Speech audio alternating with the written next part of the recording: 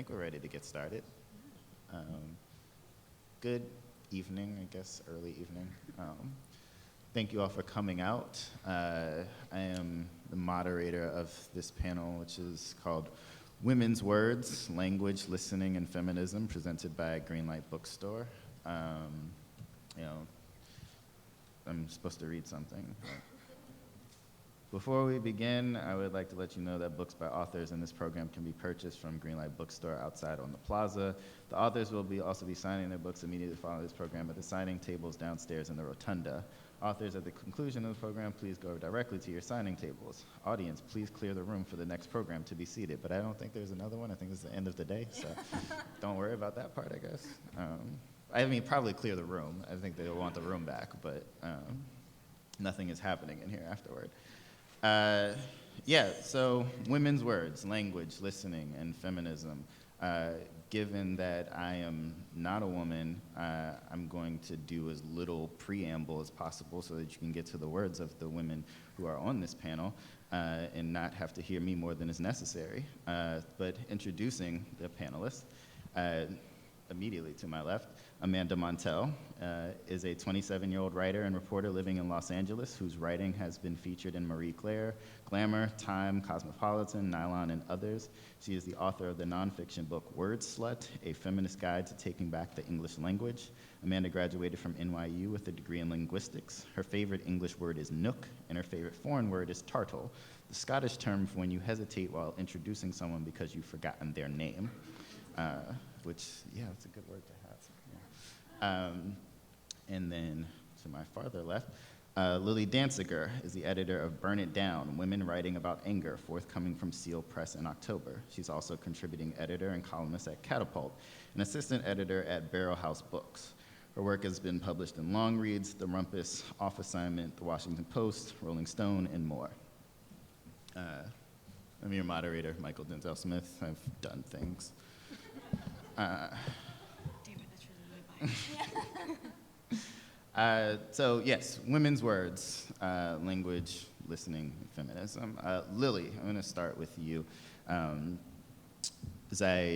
Before this panel, I was reading some of your columns at Catapult, which is the idea of the column being that you are sort of looking at women in pop culture, like characters that have been villains, and re-examining them in your relationship to them. And I think about like you taking this on sort of in a period in which we're, 20 some odd years into the golden age of television, and so much of that has been about a celebration of male anti-heroes, and also male villains as well, but like the sort of ways in which we have come to recognize some ambiguity and moral complexity around these figures who are complicated and flawed and all of this. But you are taking then a re-examination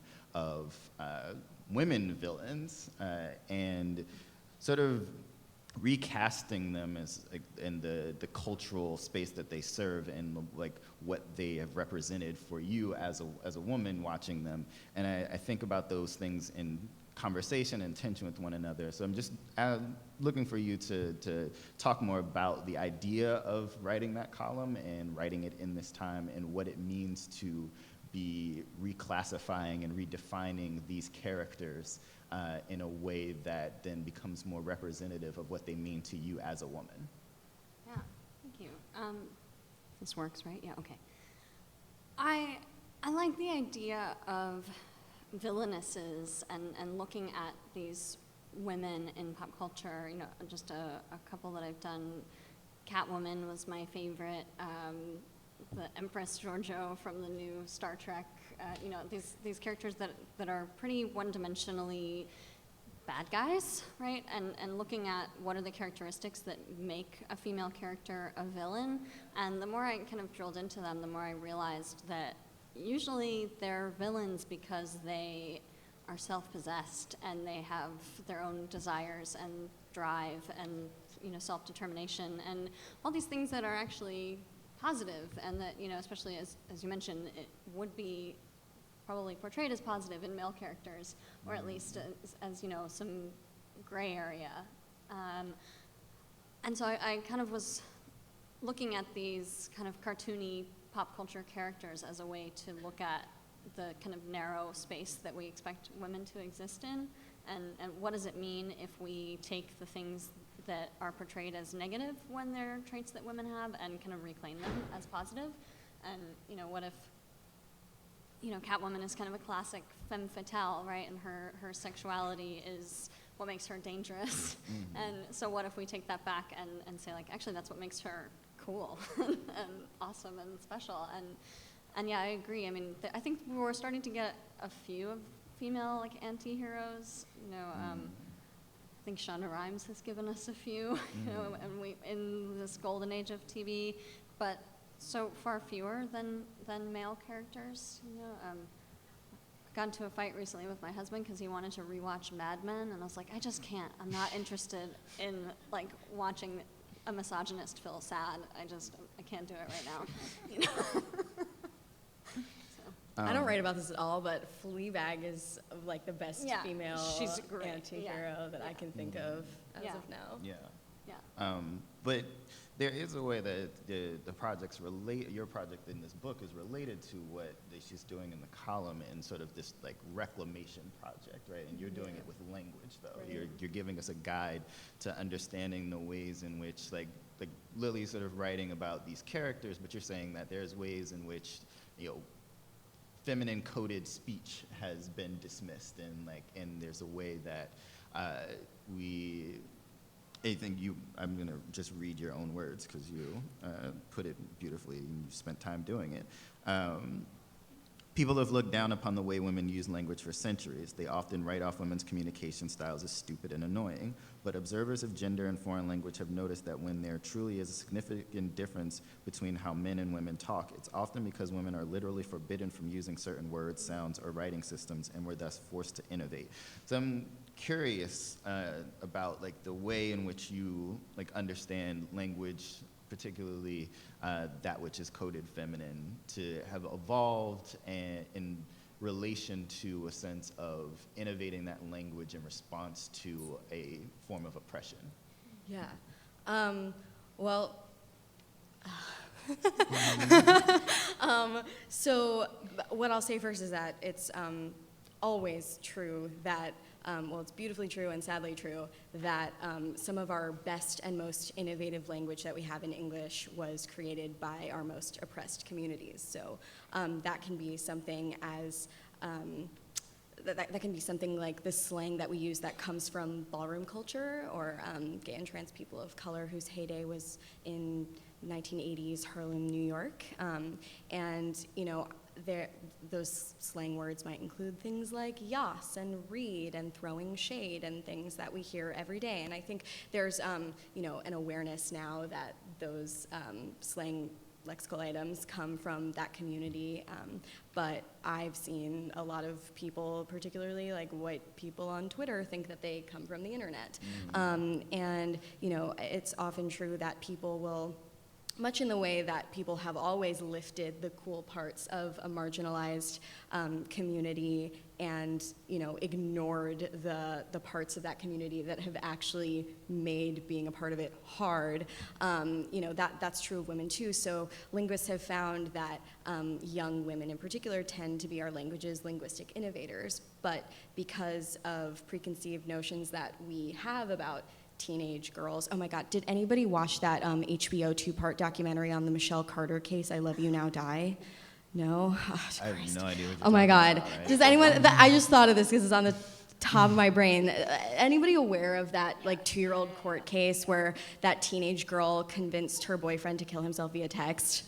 Okay, so like, so this fascinating HBO 2-part documentary directed by a woman, I promise I have a point, like, explored just how villainized teenage girls are, but really, like, teenage girls are, and young women in general, are at the cusp of linguistic change. And that can be something like, and obviously teenage girls and ballroom culture, members of ballroom culture are oppressed in very different ways, but language often serves as a power tool to communities that don't have a lot of other forms of power and agency in a culture. So for women, young women are the inventors of phrases that we now use every day, but that are often criticized when they first come up in a culture because of our preconceived notions of women. So, people vilify the word like, and how we say like every other word, and they attribute it to teenage girls, where linguists have actually found that,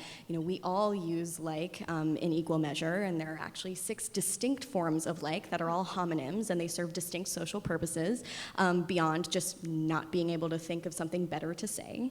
And there are so many other examples of this, but whether we're talking about like, or we're talking about women learning an entirely new language in order to climb a socioeconomic ladder. So an example of that would be, I talk about this one example in the book where there was this Hungarian-speaking village that ended up on German soil after the borders shifted after World War I. And that sucked for these citizens of the village because they didn't speak the language of their country anymore. Now, that was okay for the dudes because they were able to just keep their working class jobs and make a fine living in the village itself. But if women wanted to generally move up in the world, get a better job, maybe like marry someone of a higher socioeconomic class if they wanted to do that, they would have to acquire new language skills to leave the village and acquire, what some people have referred to as a pink collar job, like a secretary or something like that. So that's, a really concrete way that we can see women using language as a social power tool.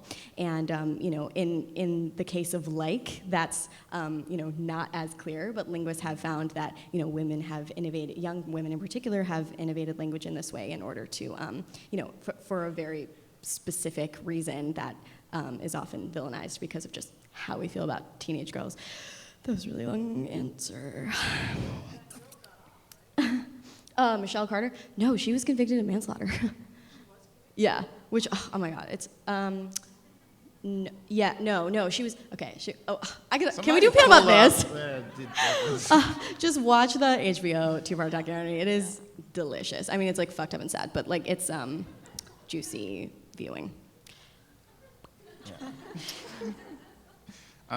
Yeah, so on that point of sort of the way in which you're talking about language being adopted and changed as a means of interacting with people, or the assertion of different forms of power, like in relation to other people, like as you've been denied certain forms of power. Yeah. But you also talk in the book a lot about, or in certain parts, I guess, you're talking about the way in which language forms as a community building exercise in so many ways, and that the differences between women's language versus men's language, that there's not, like the differences we think are not as stark as like they're projected to be, right. But also that there really are kind of like some big differences in sort of like the hierarchical speaking of men in community with one another, yeah. And the way that they're trying to form community versus what women are doing in, like, I forget the exact wording that you used to describe this, but I'm curious then, just if you could say more about like what that represents in terms of a reaction to sort of the gender dynamics of the power in like social status of men versus women with regards to the way that language is used there. Okay. Like in the homosocial spaces, it's like there's right. a different thing that's trying to be accomplished in those places. Oh, I see. Okay. So for context, my book, every chapter in my book talks about a different topic having to do with language and gender. So there is a chapter called "Women Didn't Ruin the English Language; They invented it," talking about these speech qualities normally noticed and criticized in women's speech, like saying "like" and using vocal fry and upspeak and hedges and things like that. And the chapter that you're referring to is a chapter where I'm discussing the differences in how men and women converse, which are often, seen in a misinformed way, and that linguists have actually like explored empirically.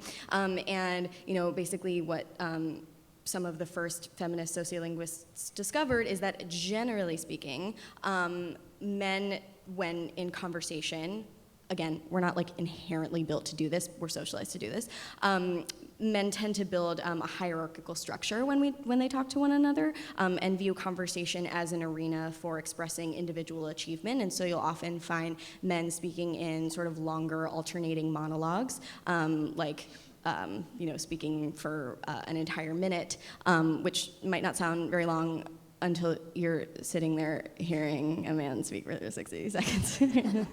And meanwhile, women have been socialized to view conversation as an arena for building solidarity and forming connections, and so it has more of this horizontal structure as opposed to a vertical structure. And there are certain, really interesting small ways that women use language in order to do this, like using minimal responses, like sure, I feel you, yes, yes, I don't know, and men will often in mixed conversation, and again, when I say men and women, I am fully understanding the gender spectrum and all this. I'm making vast generalizations, and in the book I explore and recognize the vast spectrum of gender. I promise. I'm not just men do this and women do this.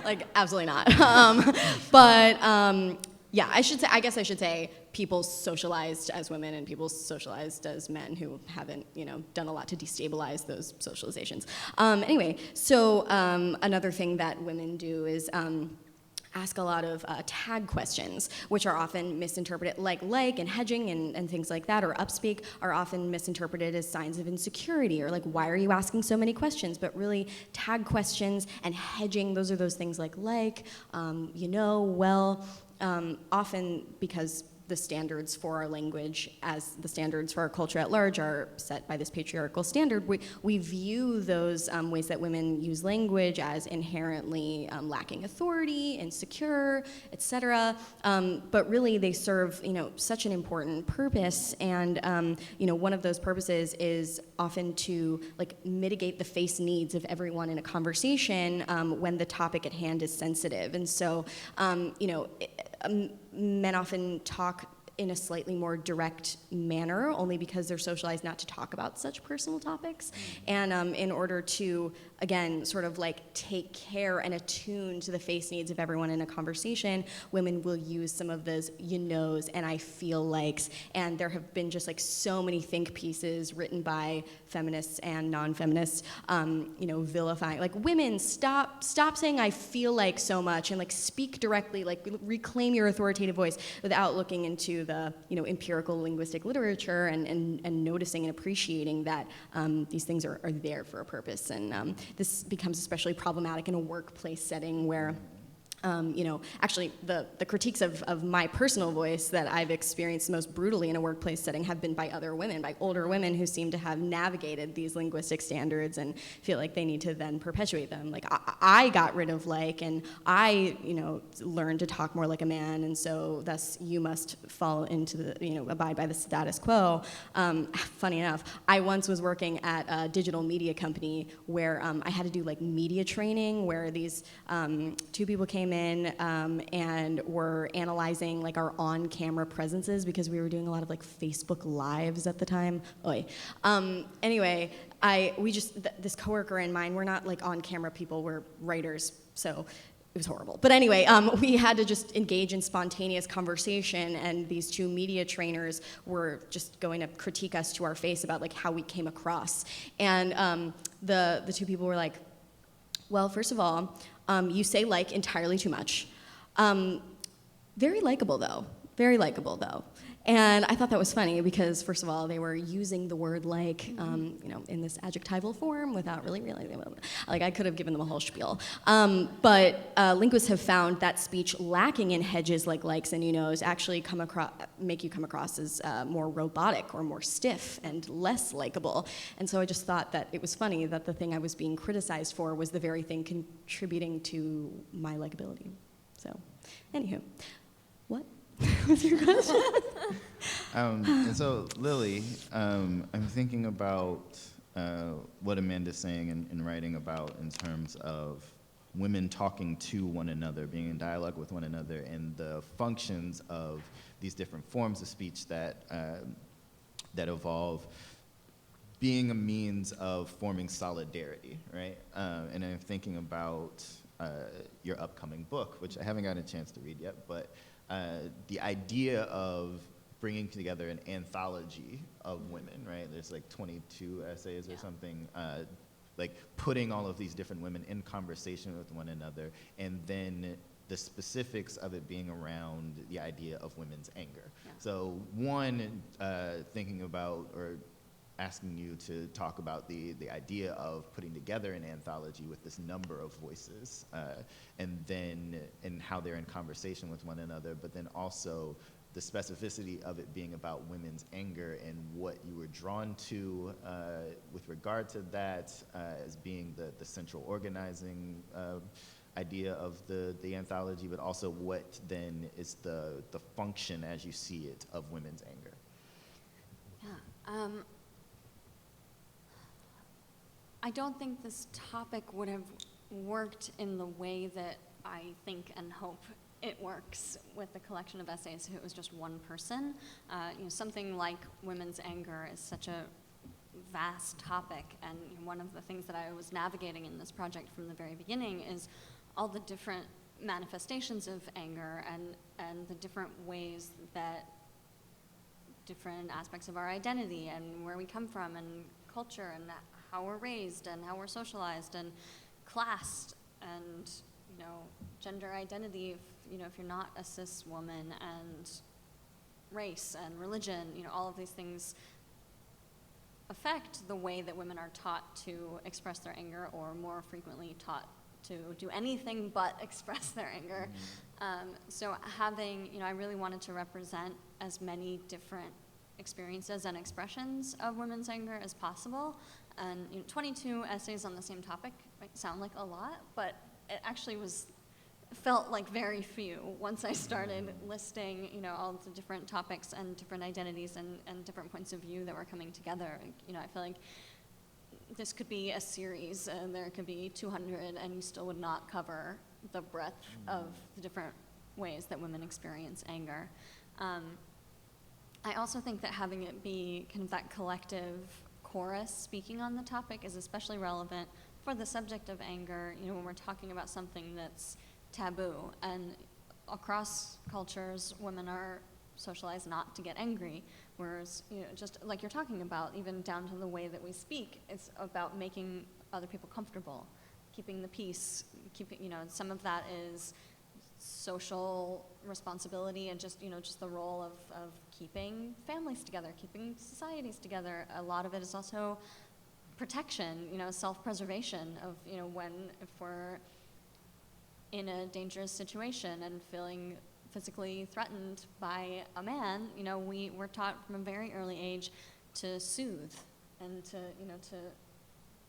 even if we personally are feeling furiously angry because our boundaries are being violated, we're being, put in a situation that is not safe or not comfortable, rather than getting angry and fighting to defend ourselves, you're taught to laugh at the joke that's really not funny and is actually kind of threatening and creepy. You're taught to smile and say, yeah, sure, you can have my phone number, even if it's a fake number. We're all these ways that we're supposed to put our own emotions last, so a lot of what this book is kind of a silence breaking of saying out loud all the things that we've been conditioned for a lifetime not to say out loud. And I think rather than one person taking that step forward and just, it'd be a lot easier.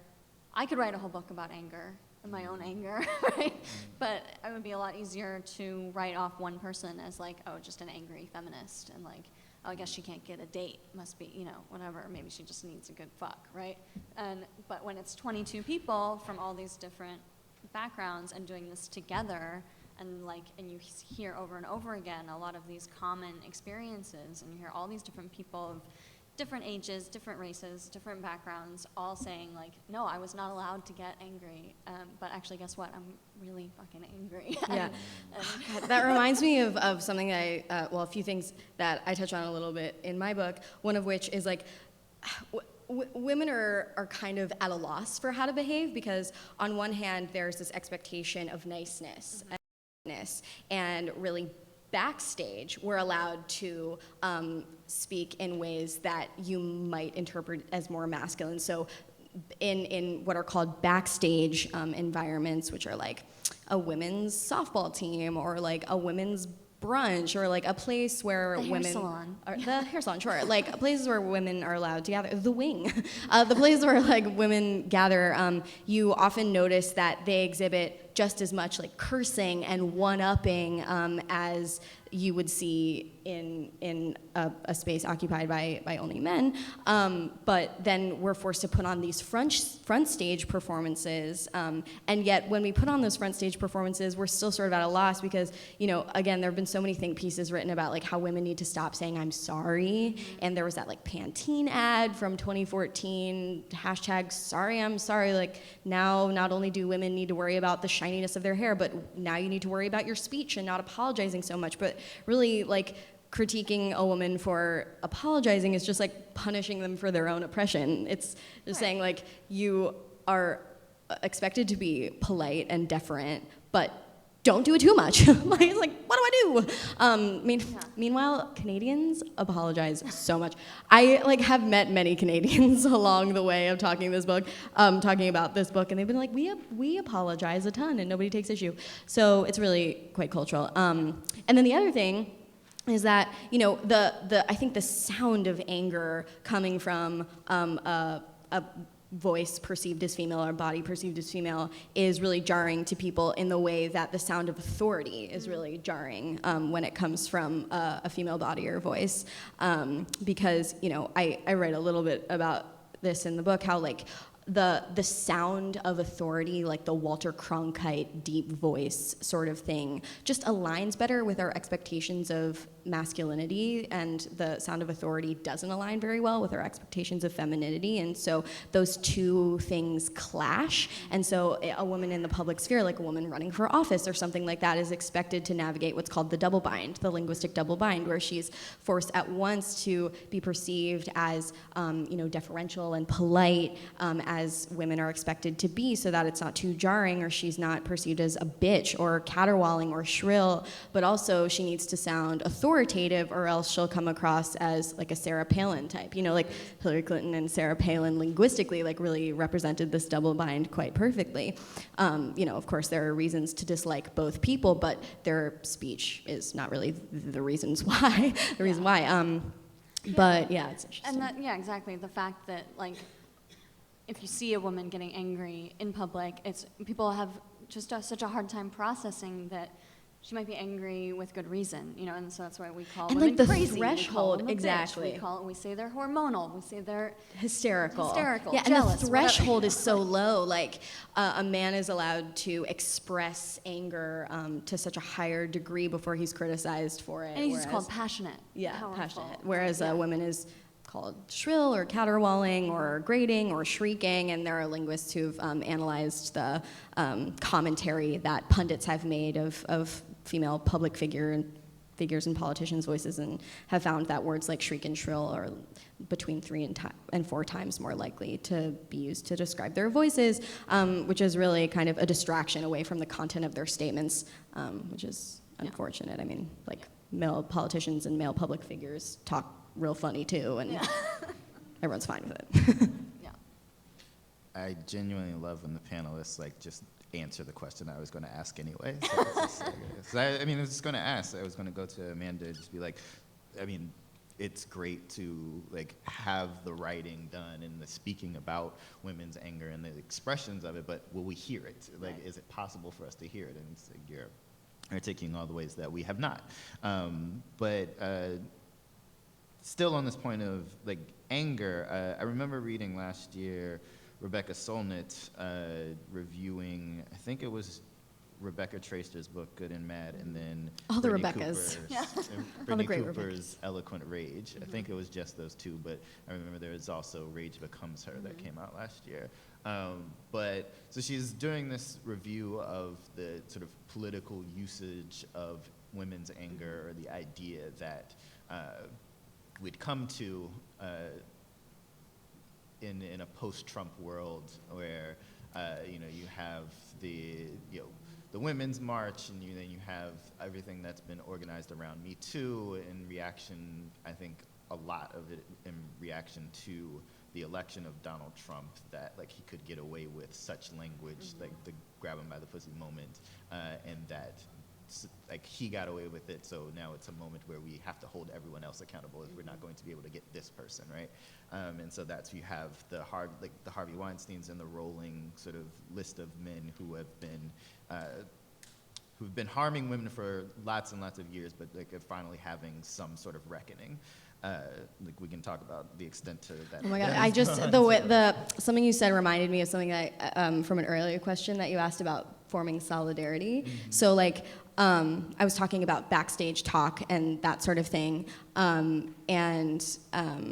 Obviously, like when we think of backstage talk, we can't help but think of locker room banter. And I do a little analysis. I mean, like, it's been beaten to death, the whole Access Hollywood tape. But I lend a sort of like empirical linguistic point of view in analyzing that tape, which was called by political commentators as like the speech of a monster, and they were grotesque sex boasts that he was making. But really, if you listen carefully, what he's doing is making an admission of a time when he was not able to get a woman to have sex with him. And really, like, what's important in that recording is not that he like actually did grab a woman by the pussy. I have no doubt that he has done such abysmal things, but like it's actually the vulgarity of the language itself that he's using as a sort of token of trust to the fellow dudes on the bus, being like, I'm saying this thing that I would not, I have a microphone on and I'm an idiot, but like I'm saying this thing that I would not want other people to hear me say.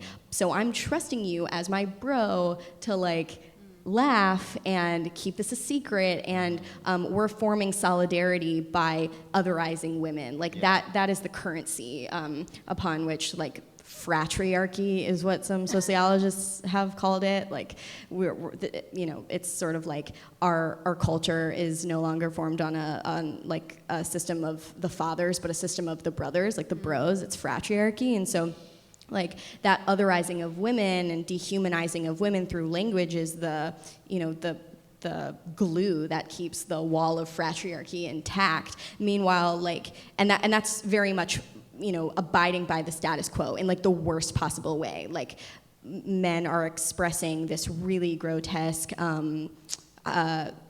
they're representing this like really fucked up, gross form of fratriarchal power structures. Meanwhile, like women backstage, it does not behoove them to like talk in this way that's like really, really aligning with the power structure.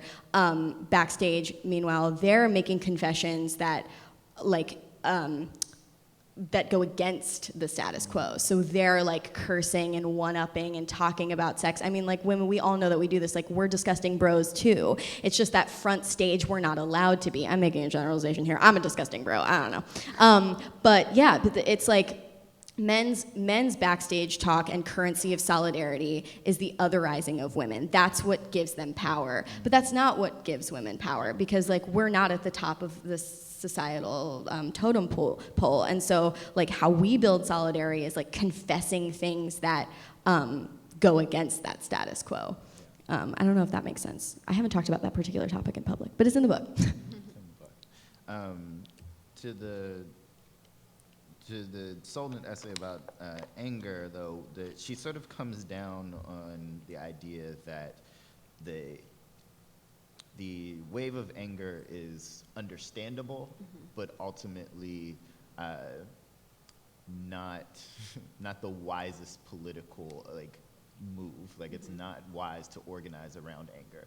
That ultimately what would happen is that you are like walking in and attempting to burn everything down. And then I said, Title of the like, book. That's why I'm bringing it to you. It's just like the idea that essentially that women's anger would, one, have that potential, right? But then also a response to basically being like, look, if that is the like consequence of women organizing around their anger, is that not what we want? Like the burning of it all, like, and starting over? I don't think that would be the worst outcome, but I also, something that was really important to me in this book, you know, and I was thinking early, like we have these books that you just listed, Rage Becomes Her, Good and Mad, Eloquent Rage, that are all really brilliant kind of studies of women's anger in the context of society and, you know, how we can use it and how it's a tool and what it means and all of that. And so I was thinking, okay, well, how can this book be different? And the thing that I think sets it apart is that it's not, I don't think the point is the use and the goal. It's that, like, we deserve to have the access to the full range of our emotions, whether they're useful or not, and that, you know, we're not going to be, I think even if, you know, storming the castle with torches is not going to be the most effective long-term political strategy, which makes sense. It's very possible that it's not, right? But I think kind of in a roundabout long-term way, I don't think it's possible to achieve any kind of meaningful equality if you're not allowed to express anger, not allowed to, you know, express the full range of your humanity, especially because, you know, I've started to think of anger as similar to like a pain response. You know, the pain response exists in the body to protect us from injuring ourselves. If you grab a hot pan, it hurts so that you will let go of it, right? And I think, you know, a lot of times the anger response is that same kind of instinctual way of your body telling you that you're being mistreated, your boundaries are being crossed, you know, it's a something is wrong message. And when we're conditioned to not express that, and like so much to the point where we're conditioned to not even feel it, like, well, no, I'm not mad, it's fine, and, you know, or maybe to internalize it as depression or as addiction or, you know, all these other things that anger turns into when you don't express it. That means that we are conditioned to exist in a way where our physical and emotional and psychological sovereignty is not recognized by ourselves or by others. And I think it's impossible to hope for any kind of equal footing in society if you're conditioned to allow yourself to be disrespected and your boundaries to be crossed over and over and over again forever. It sort of reminds me of, like, I'm not speaking to my expertise, I'm speaking to something my therapist told me once, how, like, I mean, this is like a problematic way of phrasing it, but she said that anger is the cheap whore of emotions because it's like very easy to access, yikes. But I think it's interesting how, like, you were saying how, you know, women are conditioned to suppress their anger and men are sort of conditioned to express it and then have it end with anger, but really it's achieving the same terrible bad thing, which is like you're not addressing what's beneath that anger because it is something deeper, and anger is like easy to express because it's like explosive and you don't have to be vulnerable in anger so much as you have to be vulnerable in like pain. And so yeah, it's like dudes are allowed to be angry, but that's, you know, more so than women, but that's only like the first step. That's not actually the problem beneath it. And, you know, we're just like all have like a lot of pain, I think, beneath it all. And women are conditioned to suppress it and men are conditioned to like explode about it. And then not actually discuss what they're angry about. And that's that's the other thing, you know, in terms of like whether it's useful as a, you know, political mode.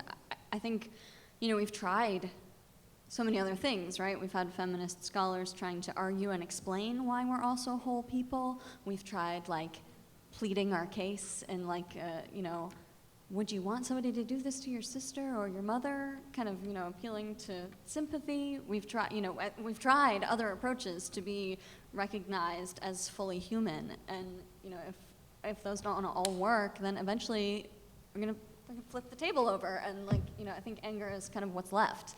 And that's the point that we've gotten to. Whether it's useful or smart or not, that is where we are. Sure. This also reminds me of, like, sort of a craft thing while I was writing my book, because the voice of my book is very much my voice as a person, which is, like, curious and, like, whimsical. I'm not going to try to explain my personality, but, like, I was very conscious for it not to sound angry, even though the material in the book can very reasonably inspire frustration. I just felt like there are just so many empirical facts pointing to the evidence that, like, gender equality is not here, and that is, like, explosively obvious if you even take a cursory look at our history of gendered insults, grammatical gender, like our glossary of genitalia slang. I mean, it's just everywhere, but it's so deeply embedded and so second nature because we just use language every day and we pick it up so unconsciously that we don't really notice it all the time, unless we're taking gender studies classes and sociolinguistics classes and coming to panels on women's words. But it's like the empirical evidence demonstrating these things is so obvious and so fascinating when you take a look at it that I felt like they spoke for themselves, and I didn't need to be angry, especially because I found that when I'm just talking about these topics in my everyday life as this nerdy, whimsical person, like, they're so often better received when I'm coming at it from this place of, like, wide-eyed curiosity and nerdiness, and not being like, well, I read a study about, that's not how I am when I'm angry, what am I doing? But yeah, I have reckoned with that topic. I did an event with Soraya Shamali, the author of Rage Becomes Her, and, you know, like, I so admire women who are, like, able to own their anger more publicly than I am. I just feel like, nah, I'm just like your friendly neighborhood linguist. So that's just something I'm struggling with. Thank you for listening. I think I'm gonna open it up for some questions from the audience.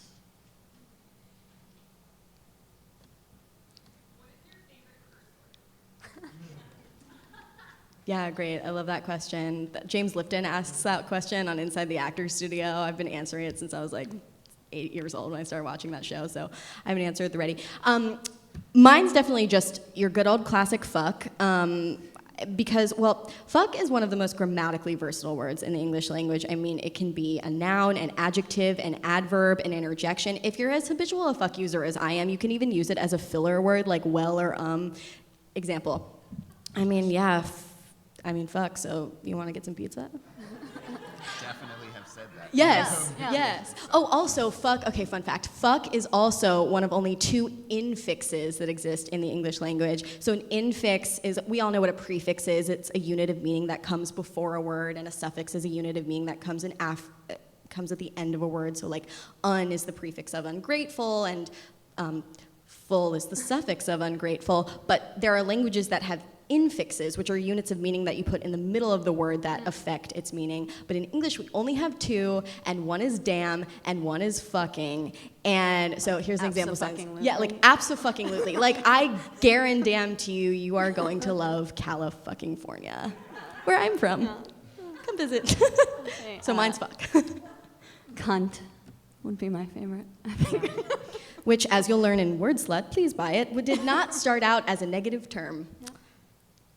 I read the book Cunt as a teenager, which Yeah. is what made me want to read your book, so there we go. Thank you. More questions?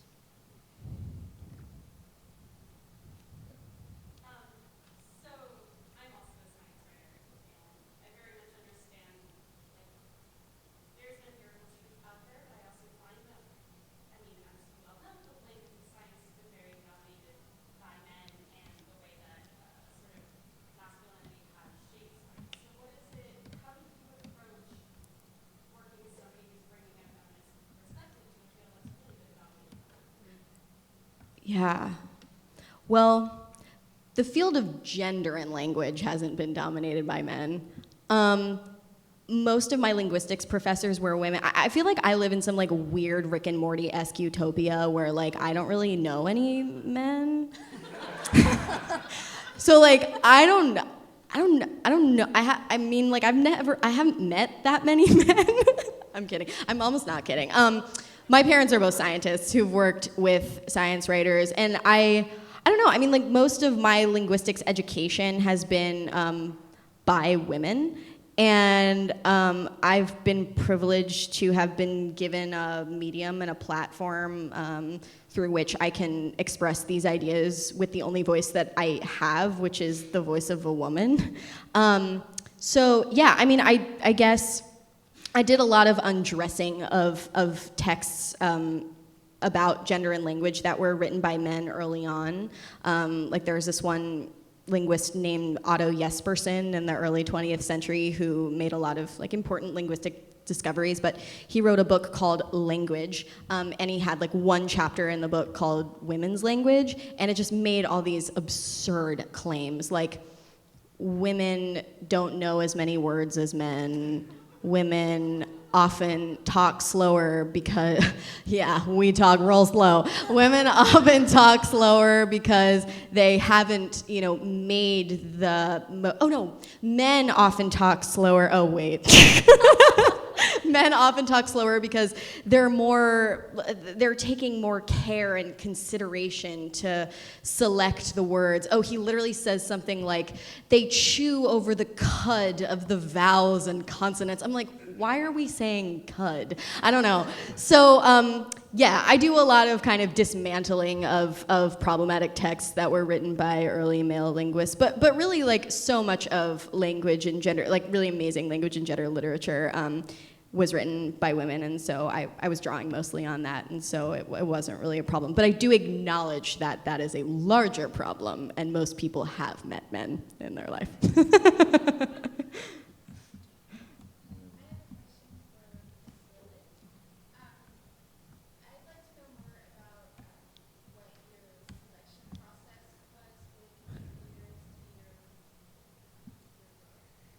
Yeah.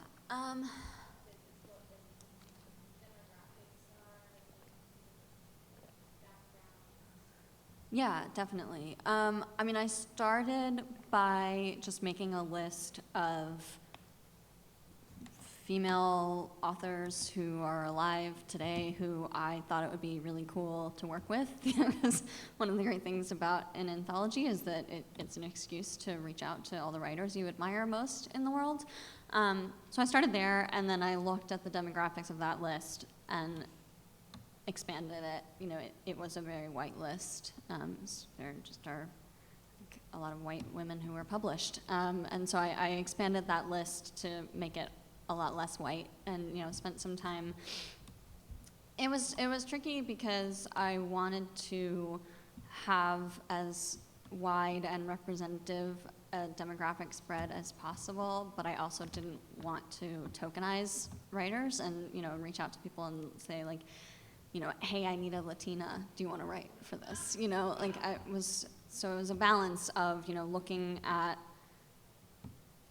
which demographics were missing from the list, but also not kind of pulling people out to be kind of token representatives. And I think that's a challenge that I haven't fully found the answer to, but one way around it that I came to was, making it very clear when I was reaching out to people that like, you don't have to write specifically about, your identity, even if, if like there's one trans woman of color in the book, and it's like, you don't have to write about, anger as a trans woman of color. You can write about whatever the hell you want, and, and making that clear to everybody, even if, they had written a lot about identity in the past, saying like, I would love to, I would be happy to have that work. I would also be happy to have anything else that you want to say about anger that has nothing to do with identity. And that was kind of a way that I found to, expand the list without tokenizing. I can't give you exact numbers, but it is, I feel good about how diverse it ended up being. I'm gonna have a hand over here.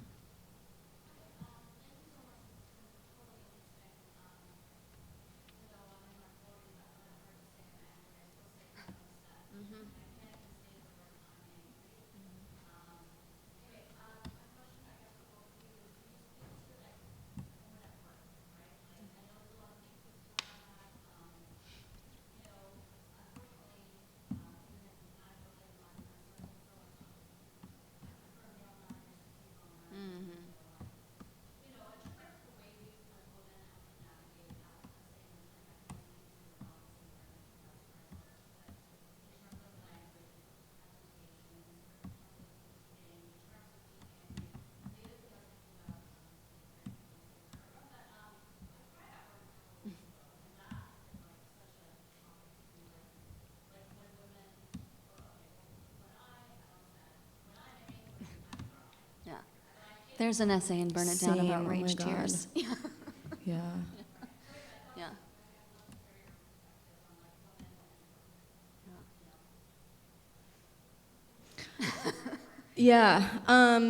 Yeah, I kind of mentioned this before that like a lot of so many of the critiques of my speech and personality and workplace decorum have been by women who've managed to navigate these sort of patriarchal standards for how everyone ought to behave at work. And it sort of feels like men have now, it's like men have allowed you to come into the workplace, and so now you must accommodate to the standards that we've set. And so I've heard some of my colleagues in the workplace be critiqued for, and I've received many of these critiques as well, not to interrupt so much, not to speak so loudly or sound so opinionated. I've heard, oh my God, there was this one like presentation that I got at a job once where the female, the woman who was giving the presentation, who was probably in her 40s, was instructing us not to use upspeak and vocal fry on conference calls because it makes the call like take longer and it like cuts down on people's productivity. It was asinine. I was like, ugh, I'm working on a book, you should read, lady. But yeah, I think, it's tricky because like there's not a whole lot you can do when your entire personality and manner of speech, which is not inherently bad, is being critiqued by a boss. Like odds are, you can't like supersede the chain of command and then go to that boss who most likely shares the same opinion as the person who's oppressing you. So advice that I've given before is to just not let it distract you, because what critiques of our speech often do is just, it cuts down on our productivity because we're stressing about in the same way that if there's a problematic dress code in an office where women have to wear pantyhose, ugh, that word should be illegal, where women have to wear like skirts and tights and fucking heels and whatever. It's like, that is just a distraction. Speaking of something that will really slow you down, like walking heels, but that critiques of our speech and us having to worry about how we sound in the workplace is just a distraction from our productivity. And so even if you can't really complain, it's like, well, that generation of people, as long as you can move forward with the quiet confidence that there's nothing inherently bad about your speech, then you can, I guess, accommodate if that's what's necessary for your employment. And then one day you'll become the boss and you can stop propagating those problematic standards. So then the next generation will come up in a more inclusive environment. But it's really tricky, like especially in spaces like the tech industry and things like that, where everybody's just like a bro and they don't want you to seem like a woman, and yeah, that's upsetting. Yeah. It's angering. Yeah. I pretty much built my life around not having to work in an office, which is great.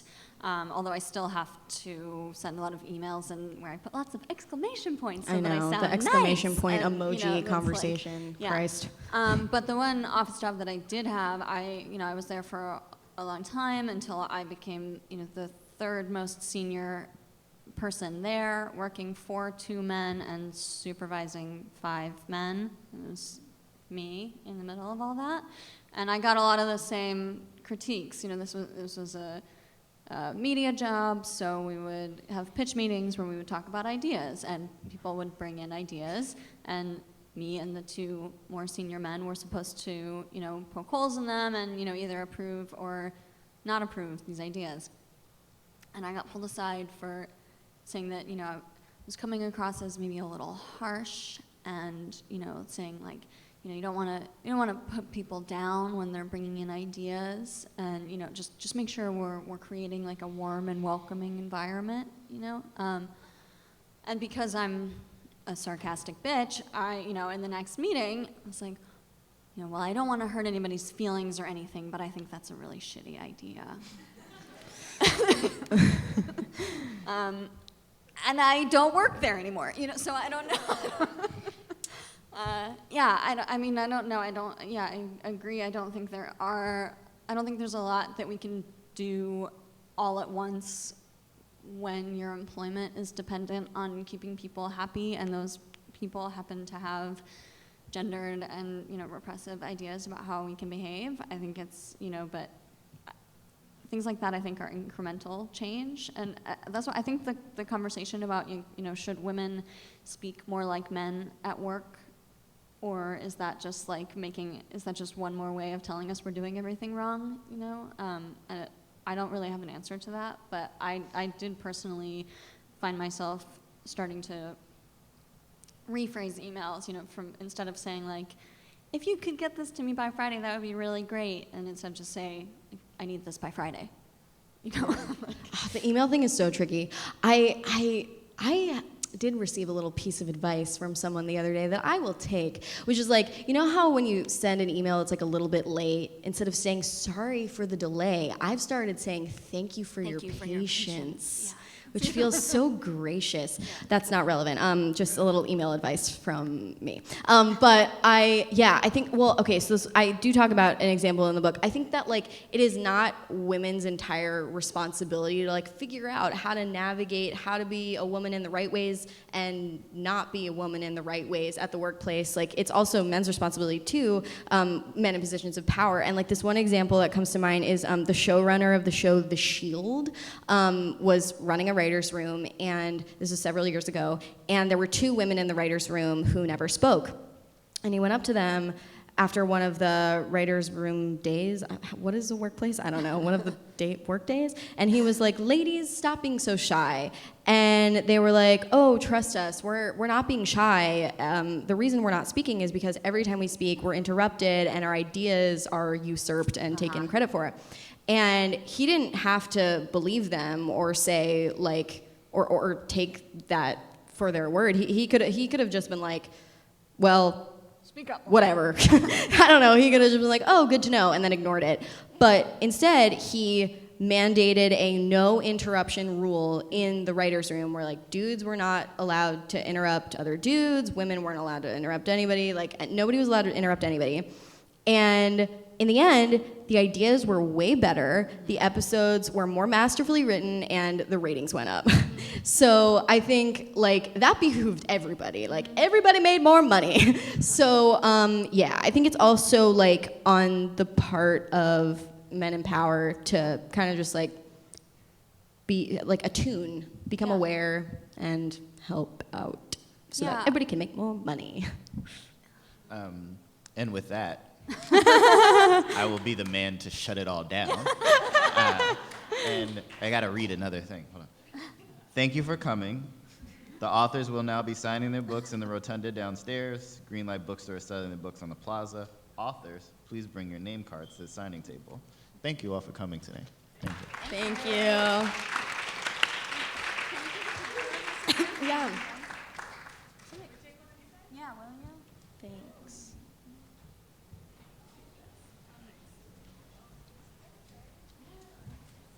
Will you airdrop it to me? Yeah. God, this courtroom is so official.